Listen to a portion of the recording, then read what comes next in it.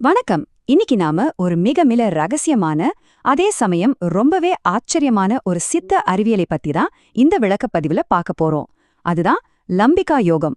வாங்க நேரடியா விஷயத்துக்குள்ளேயே போயிடலாம். நரை திரை மூப்பு அண்டாது. திருமூலர் சொன்ன ரொம்பவே அழுத்தமான ஒரு வாக்குறுதி இது. அதாவது நம்ம உடம்புல ஏற்படுற வயோதிகத்தை, அந்த தேய்மானத்தை முழுமையா தடுத்து நிறுத்த முடியும்னு அவர் சொல்றாரு. காலத்தை வெல்லணும்னு மனித குலத்துக்கு எப்பவுமே ஒரு ஆசை இருக்குல்ல, அதை எப்படி சாத்தியமாக்குறது? அதுக்கான விடைதான் நாம பார்க்க போற இந்த யோக கலை. நம்ம உடம்புக்குள்ள நடக்க போற இந்த மேஜிக், அதாவது இந்த உள் ரசவாத பயணத்தை எப்படி புரிஞ்சுக்க போறோம்னா, லம்பிகா யோகத்தின் ரகசியங்கள், அண்ணாக்கு வாசல், வீணாகும் அமிர்தம், மின்சுற்று பூர்த்தி, அப்புறம் இறுதியா மரணத்தை வெல்லுதல். இப்படி ஒரு 5 நிலையில இத பார்க்க போறோம். சரி, முதல் பகுதி லம்பிகா யோகத்தின் ரகசியங்கள். இது என்னன்னு பார்க்கலாம்.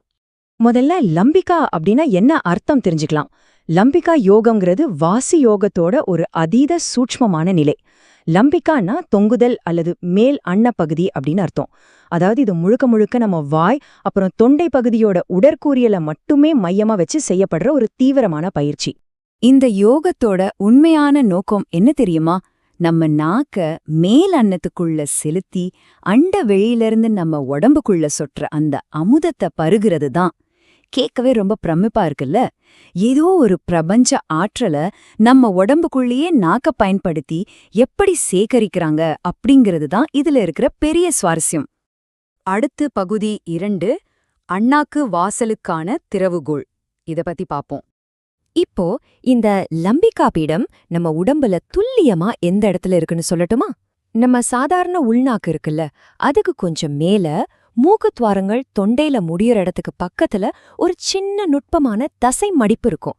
இதுக்கு சித்தர்கள் வச்ச பேர் தான் சிதம்பர சக்கரம் அல்லது அண்ணாக்கு வாசல். நம்ம தொண்டைக்குள்ளேயே ஒளிஞ்சிருக்கிற ஒரு ரகசிய கதவு இதுதாங்க. இந்த இடத்துல நீங்க கவனிக்க வேண்டிய மிக முக்கியமான விஷயம் ஒன்று இருக்கு.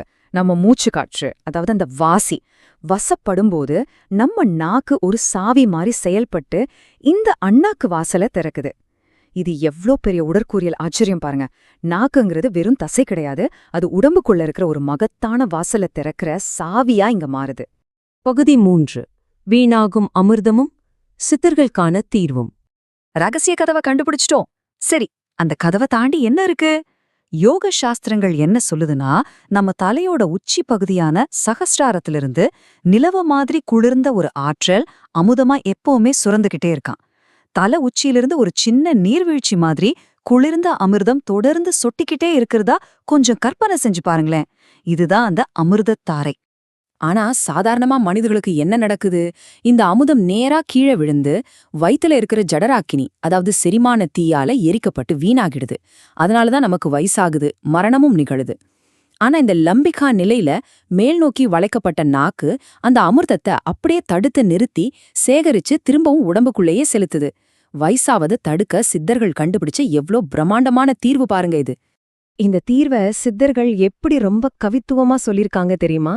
இத மதியை உண்பது அல்லது அமுதுண்ணல் அப்படின்னு சொல்றாங்க. சந்திரன் மாதிரி இருக்கிற அந்த குளிர்ந்த அமுதத்தை நாக்கால பிடிச்சு சாப்பிடுற இந்த சூக்ஷ்ம கலைக்கு இப்படி ஒரு ரகசியமான அழகான பேரை வச்சிருக்காங்க. இப்போ உங்களுக்குள்ள ஒரு கேள்வி வந்திருக்கலாமே, நாக்கு எப்படிப்பா இந்த ரகசிய கதவு திறக்கிற சாவியா மாறும்? சும்மா நாக்க மடிச்சு மேல தொட்டா மட்டும் இது நடந்துடுமா?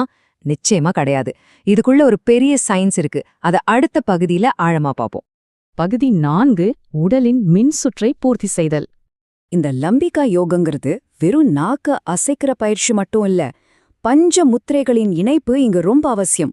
முதல்ல மூலபந்தம் செஞ்சு கீழ்நோக்கி போற அபான வாயுவ மேலே ஏத்தணும். 2வது வாசி, அதாவது கும்பகம் செஞ்சு காற்றை தடுத்து உள்ள ஒரு பெரிய அழுத்தத்தை உருவாக்கணும். 3வது சாம்பவி முத்திரை, அதாவது 2 கண்களும் புருவமத்தி நோக்கி நிலைக்கணும். 4வது தான் கேசரி, நாக்கு மேல் நோக்கி திரும்பி அந்த லம்பிகா பீடத்தை தொடணும். ஒரு இயந்திரத்துல எப்படி பற்சக்கரங்கள் ஒன்னோட ஒன்னு சரியா பொருந்துமோ அதே மாதிரி இந்த 4ம் கச்சிதமா இணையணும். இந்த 4ம் ஒன்னா சேரும்போது என்ன நடக்கும் தெரியுமா? நம்ம உடம்போட மொத்த மின் சுற்றும் முழுமையா பூர்த்தியாகிடும். இந்த சர்க்கியூட் க்ளோஸ் ஆகும்போது உடம்போட மிக முக்கியமான உச்சக்கட்ட ஆற்றல் பாதையான சுழுமுனை நாடி தடாலடியா திறக்கும். இதுதான் உடலியல் ரீதியா நடக்கிற அந்த உச்சக்கட்ட மேஜிக். இப்போ நாம இறுதி பகுதிக்கு வந்துட்டோம். பகுதி 5, மரணத்தை வெல்லுதர். இந்த சித்தநிலை கை கூடும்போது ஏற்படுற மாற்றங்கள் நிஜமாவே பிரமிக்க வைக்கும். முதலாவது, காலத்தை வெல்றது. திருமூலர் சொன்ன மாதிரி அந்த நரை, திரை, மூப்பு எதுவுமே உடம்பாண்டாது. 2வது, உடல் உணர்வு முழுசா நீங்கி மனம் பிரபஞ்ச உணர்வோடவே கலக்கிற அந்த சித்த நிலை கிடைக்கும். 3வது ரொம்ப ஸ்பெஷல், வாசி நிலைத்தல். அதாவது மூச்சுக்காற்று உடம்ப விட்டு வெளியேறாம உள்ளுக்குள்ளே சுழலத் தொடங்கும். இருக்கு சித்தர்கள் கேவல கும்பகம் அப்படின்னு பேர் வச்சிருக்காங்க. ஆனா இதுல யாருக்கும் தெரியாத ஒரு பெரிய ரகசியம் இருக்கு. நிறைய பேர் நாக்க வற்புறுத்தி கஷ்டப்பட்டு மேல் நோக்கி தள்ளுவாங்க. ஆனா உண்மையான லம்பிகா யோகம் அப்படி நடக்காது.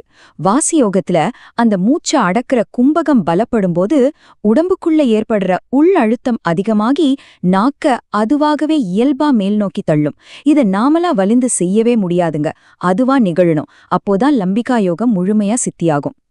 உச்சியிலோடும் அமுதத்தை சுவைக்க தெரிஞ்சார், எச்சிற்படுத்தி எவரும் இறப்பதில்லை. பழமையான இந்த ஒரு வரி லம்பிகா யோகத்தோட மொத்த அறிவியலையும் எவ்ளோ அழகா சுருக்கி சொல்லுது பாத்தீங்களா?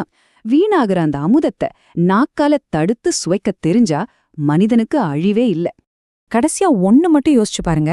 ஒரு பிரம்மாண்டமான பிரபஞ்ச ஆற்றல் உங்க சொந்த உடம்புக்குள்ளேயே, உங்க தொண்டைக்குள்ளேயே மறைஞ்சிருக்கு அப்படின்னா, உங்களோட மூச்சுக்காத்து மூலமா திறக்கப்பட இன்னும் எத்தனையோ ரகசியங்கள் உங்களுக்குள்ளேயே காத்துக்கிட்டு இருக்குல்ல.